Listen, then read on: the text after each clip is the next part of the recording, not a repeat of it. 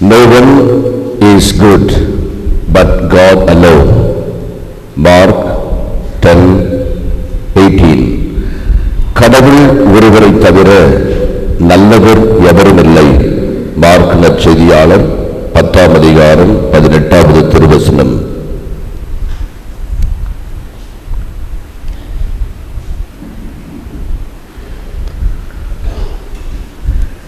இறைவா, வானவில்லிருந்து கொஞ்சம் வண்ணம் கொடு, வாழ்வதற்கு சில நெஞ்சங்களுக்கு எண்ணம் கொடு. ஆண்டவன் இயேசு கிறிஸ்துவில் என் அன்புக்குரியவர்களே, இன்று அரசு பொதுத் தேர்வு 12ஆம் வகுப்பு மாணவ மாணவிகள்.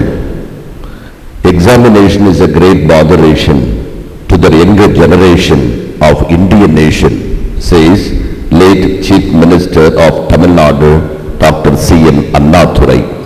பரீட்சை என்பது மாணவ செல்வங்களுக்கு ஒரு பெரிய சுமையாக இருக்கிறது. ஆனால் பரீட்சை என்பது மாணவ செல்வங்களுக்கு சுகமாக இருக்க வேண்டும். நீங்கள் ஏற்றுக்கொள்ள மாட்டீர்கள் என்று எனக்கு தெரியும். ஏனென்றால் படிக்கின்ற காலகட்டங்களில் நானும் இப்படித்தான் சுமையாக நினைத்தேன். ஆனால் இன்றைக்கு பரீட்சை மாணவ செல்வம் நடத்தும் போது அதை சுகமாக நினைக்கிறேன். உங்களுக்கும் ஒரு காலம் வரும். உங்கள் கவலையெல்லாம் விட்டுவிடுங்கள். காரணம், கடவுள் உங்கள் கண்ணிலே இருந்து உங்களுக்கு ஆலோசனை வழங்கிக் கொண்டிருக்கிறார் என்கிறான் சங்கீதக்காரன். இன்றைய நற்செய்தியை நாம் பார்த்தோம் என்று சொன்னால், மனித நேயத்தை விட மதம் பெரிதென்றால் மண்ணாங்கட்டிகளை கூட நாங்கள் வணங்கலாம். காரணம், கடவுளை பின்பற்றுவதற்கு நமக்கு தேவை இறை விசுவாசமா அல்லது பணமா என்ற ஒரு திட்டத்திற்கு நீங்கள் சரியாக பதில் சொல்வீர்கள். கடவுளை தேடுவதற்கு விசுவாசம்தான் தேவை, பணம் அல்ல என்று சொல்லிவிட்டு நாம் எதை தேடிக் கொண்டிருக்கிறோம்? இறைவா, எங்கெங்கோ தேடியும் காணாத கடவுளை உலகம் ஒதுக்கிவிட்ட மனித தன்மையில், உண்மையில், அன்பில், நீதியில் தேடுவோம். இறைவா, உன்னை தேடி தேடி என்று இறைவனை தேட வேண்டும் என்பது மிக முக்கியம். ஒரு சமயம் குரு ஷெல்மக் என்கிற ஒருவர் தன்னுடைய மனைவி குளிக்க போவதற்கு முன்பு தன்னிடம் இருந்த ஆடை, ஆபரணங்கள், நகைகள் எல்லாவற்றையும் கழட்டி வைத்துவிட்டு, பத்திரமாக பார்த்துக் கொள்ளுங்கள், நான் குளித்து விட்டு வருகிறேன் என்று. இந்த நேரத்தில் அந்த வீட்டிற்கு ஒரு பிச்சைக்காரன் வருகிறான். தேடி பார்த்தார், ஒன்றும் இல்லை. தன்னுடைய மனைவியினுடைய நகைகள் மிக குறைவாக இருக்கிற ஒரு காதணி எடுத்து அந்த பிச்சைக்காரனுக்கு போட்டு விட்டார். பிச்சைக்காரனுக்கு பிச்சை எதிர்பார்த்தவன் பொன்னாலான நகை என்று சொன்னால் எப்படி இருக்கும், வாங்கி கொண்டு மகராசனா இருக்கணும்னு சொல்லிவிட்டு போய்விட்டான். மனைவி குளித்து விட்டு வந்தால், வந்து தன்னுடைய நகையெல்லாம் பார்த்தால் ஒன்றை காணோம். உடனே தன்னுடைய கணவனை பார்த்து கேட்கிறார், எங்கே இது காதணியை காணோமே? அதுவா, அது ஒரு பிச்சைக்காரன் வந்தால் அவன்கிட்ட நான் கொடுத்து விட்டேன், அவ்வளவுதான். என்ன நடந்திருக்கும் என்று உங்களுக்கு நன்றாக தெரியும். பின்னால் என்ன நடந்திருக்கும் என்று உங்களுக்கு எல்லோருக்கும் நன்றாக தெரியும். அது நல்ல இவ்வளவு தெரியுமா?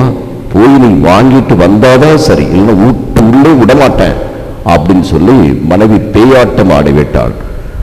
ஆகவே இந்த குரு ஷெல்மக் என்ன செய்கிறான்? எந்த பிச்சைக்காரனும் கொடுத்தவன் எங்கு போய் தேடுவது? தேடுகிறான், தேடிக்கொண்டே இருக்கிறான். மாலை அந்த பிச்சைக்காரன் எல்லாம் ஒன்றாக சேர்கிற ஒரு சத்திரம். அந்த சத்திரத்தில் எனக்கு இது கிடைத்தது, அது கிடைத்தது என்று பங்கு போட்டு பார்த்து கொண்டிருந்தார்கள். அந்த பிச்சைக்காரன் பார்க்கிறான். பார்த்துவிட்டு அந்த பிச்சைக்காரனை, ஐயோ வந்து விட்டானே, திரும்பி வாங்கி விடுவானே என்று பயம் வேறு அவனுக்கு. ஒளியை பார்க்கிறான். அவனை கூப்பிட்டு, அங்கே வா, நான் வந்து பிச்சையை வாங்கறதுக்கு தயாரா வரல, மாறாக அது விலை எனக்கு ஏறக்குறைய 5000 ரூபாய் எனக்கு தெரியாது, பத்திரமாக வைத்துக்கொள் என்று சொல்லிவிட்டு போய்விட்டான். நாராக கிழிக்கப்பட்டிருப்பான் என்று உங்களுக்கு நன்றாக தெரியும். ஆனால் ஆண்டவர் இயேசு கிறிஸ்து இந்த பணக்காரனை பார்த்து சொல்லுகிறார், உனக்கு உள்ளது எல்லாவற்றையும் விட்டுவிட்டு வா, என்னை தேட வேண்டும் என்று சொன்னால் செல்வம் உனக்கு தடையாக இருக்கிறது என்று குறிப்பிடுகிறார். ஆக மனித நேயத்தை விட மதம் பெரிதென்றால் நாம் மண்ணாங்கட்டிகளை கூட வணங்கலாம் என்கிறான் பேராயர் கமிலோ தோரஸ், விடுதலை இறையில் பேராசிரியர். ஆகவே இறைவனை மட்டும் தேடுகின்ற மனப்பக்குவம். ஆகவே தோன்றி மறையும் காளான்களுக்கும் வீழ்ந்து மடியும் விட்டில் பூச்சிகளுக்கும், யார் யாருக்கு உழைத்து தேன் சேர்க்கும் தேனீக்களுக்கும், யார் கண்ணிலும் படாமல் மலரும் காட்டுப்பூவிற்கும் பரமனின் படைப்பில் ஒரு பணி இருக்கிறது. உங்களுக்கும் எனக்கும் ஒரு பணி, அது ஆண்டவரை தேடுகின்ற பணி என்பதை நினைவு கூர்ந்து இந்த திருப்பலில் பங்கெடுக்க உங்களை நான் அழைக்கிறேன். Go and sell what you own and give the money to the poor, and you will have treasure in heaven. நீர் போய் உமக்கு உள்ளவற்றை விற்று ஏழைகளுக்கு கொடும், அப்போது விண்ணகத்தில் நீர் Selvaraj இருப்பீர். How will we live when we are stripped of everything?